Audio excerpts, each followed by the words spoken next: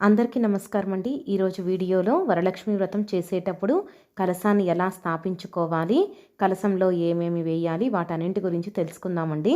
Video చూసే ముందుగా మీలో ఎవరైనా మొదటిసారిగా మన ఛానల్ని చూస్తున్నట్లయితే మన ఛానల్ని తప్పకుండా సబ్స్క్రైబ్ చేసుకోండి. మన ఛానల్లో పూజలకు సంబంధించిన వీడియోస్ ఉన్నాయండి. మీకు కనుక ఇంట్రెస్ట్ ఉంటే ఒకసారి మన ఛానల్ని చెక్ చేసి వీడియోస్ నచ్చితేనే మన ఛానల్ని సబ్స్క్రైబ్ చేసుకోండి. కలశం ఏర్పాటు చేసేటప్పుడు ముందుగా మనము ఒక పీటను సిద్ధం చేసుకోవాలి. పీట నిండుగా పసుపు రాసి చక్కగా ఈ విధంగా బియ్యం పిండితో ముగ్గు అనేది వేసుకోవాలండి. ఒకవేళ మన దగ్గర పీట లేకపోయినా పర్వాలేదండి, అరటి ఆకులో అయినా కూడా మనం కలశాన్ని స్థాపన చేసుకోవచ్చు. మన దగ్గర పీట ఉన్నట్లయితే చక్కగా పీట నిండుగా పసుపు రాసుకొని ఈ విధంగా చక్కగా ముగ్గు వేసుకొని అందులో చక్కగా పసుపు కుంకుమ అనేది వేసుకోవాలి. మనం వ్రతాలు చేసేటప్పుడే కలశ స్థాపన అనేది చేస్తూ ఉంటాం కదండి. ఈరోజు మాత్రం తప్పకుండా ఉదయాన్నే నిద్రలేచి ఇంటిని మొత్తం శుభ్రం చేసుకోవాలి. ఇంటిని శుభ్రం చేసేటప్పుడు తప్పకుండా గోమూత్రంతో చేస్తే చాలా మంచిదండి.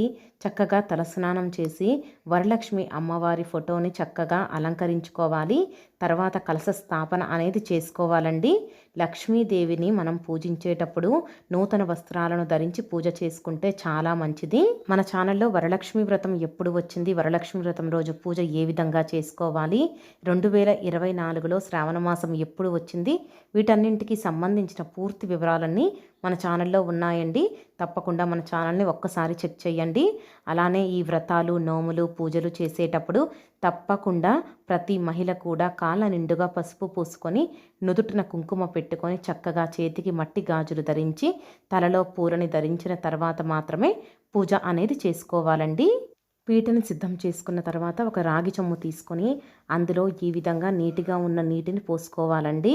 నీటిలో ఎటువంటి మలినం కానీ, దుమ్ము కానీ, ధూళి కానీ అనేది ఉండకూడదు. పరిశుభ్రమైన నీటిని పోసుకొని అందులో ఒక చిల్లర నాణము వేయాలి. అలానే పసుపు, కుంకుమ, అక్షింతలను తప్పకుండా వేయాలండి. ఈ విధంగా మనము చక్కగా ఈ విధంగా నీటిని అనేది వేసుకోవాలి. ఆ తర్వాత పువ్వుని కూడా వేయాలండి. ఆ తర్వాత రాగి చెంబుకి ఈ విధంగా ఒక తెల్లటి దారాన్ని తీసుకొని 5 పోగులు వేసి వాటికి నిండుగా పసుపు పూసి ఈ విధంగా పసుపు కొమ్ముని కట్టుకోవాలి. ఆ తర్వాత 5 తమలపాకులను నీటిగా కలశంలో ఈ విధంగా ఏర్పాటు చేసుకొని ఒక కొబ్బరికాయని తీసుకొని చక్కగా ఈ విధంగా ఆకుల పైన పెట్టుకోవాలండి. అలానే కొబ్బరికాయకి కూడా పసుపు కుంకుమతో చక్కగా బొట్లు పెట్టుకున్న తర్వాత బ్లౌజ్ పీస్ని ఈ విధంగా ఫోల్డింగ్ చేసి చక్కగా ఇలా పెట్టుకోవాలండి. బ్లౌజ్ పీస్ని ఏ విధంగా ఫోల్డింగ్ చేయాలో మన ఛానల్లో ఆల్రెడీ వీడియో పెట్టానండి. వీడియో లింక్ కావాలంటే ఇస్తాను, తప్పకుండా ఒకసారి చెక్ చేయండి. ఈ బ్లౌజ్ పీస్కి కూడా గంధము కుంకుమతో చక్కగా బొట్లు పెట్టి చక్కగా ఈ విధంగా గాజులు కూడా వేసి పూలతో అందంగా అలంకరించి బంగారు ఆభరణాలతో కూడా చక్కగా అలంకరణ అనేది చేసుకోవాలండి. ఈ విధంగా మనము కలశాన్ని చక్కగా అందంగా అలంకరించుకోవాలి. ఈ విధంగా సిద్ధం చేసినప్పుడు ఒక ప్లేట్లో బియ్యాన్ని పెట్టి చక్కగా కలశ స్థాపన అనేది చేసుకుంటూ ఉంటాం కదండి.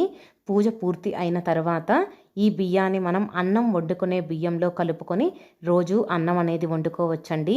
అలానే ఈ చెమ్ములో ఉన్న నీటిని ఎక్కడ పడితే అక్కడ పొయ్యకుండా ఏదైనా ఒక చెట్టు మొదట్లో కానీ, నదిలో కానీ, ఎక్కడైనా మనకి ఏది అందుబాటులో ఉంటే దానిలో పొయ్యవచ్చు. కానీ ఎవరైనా తొక్కే ప్రదేశంలో పొరపాటున కూడా పొయ్యకూడదండి. అలానే మనము ఈ రాగి చెంబులో వేసిన చిల్లర నాణాన్ని ఏమి చెయ్యాలంటే, మనం ఎక్కడైతే డబ్బులని దాచుకుంటామో ఆ ప్లేస్లో ఈ చిల్లర నాణం వేసినట్లు అయితే మన ఇంట్లో డబ్బులకి కొరత లేకుండా ఉంటుందని పండితులు కూడా తెలియచేస్తున్నారు. అలానే కలశంపై ఏర్పాటు చేసిన కొబ్బరికాయని కూడా చక్కగా ఒక ఎర్రటి వస్త్రంలో చక్కగా కట్టుకొని మన ఇంటి ముందు తగిలించుకున్నట్లు అయితే మన ఇంట్లో ఎటువంటి నరదిష్టి కానీ, నెగిటివ్ ఎనర్జీ కానీ, ఎటువంటి దుష్టశక్తులు కానీ ప్రవేశించకుండా ఉంటాయని కూడా మనకి పెద్దలు చెబుతూ ఉన్నారు. కాబట్టి తప్పకుండా ప్రతి ఒక్కళ్ళు కలశ పూజ చేసుకొని ఈ విధంగా చక్కగా సిద్ధం చేసుకోవాలి.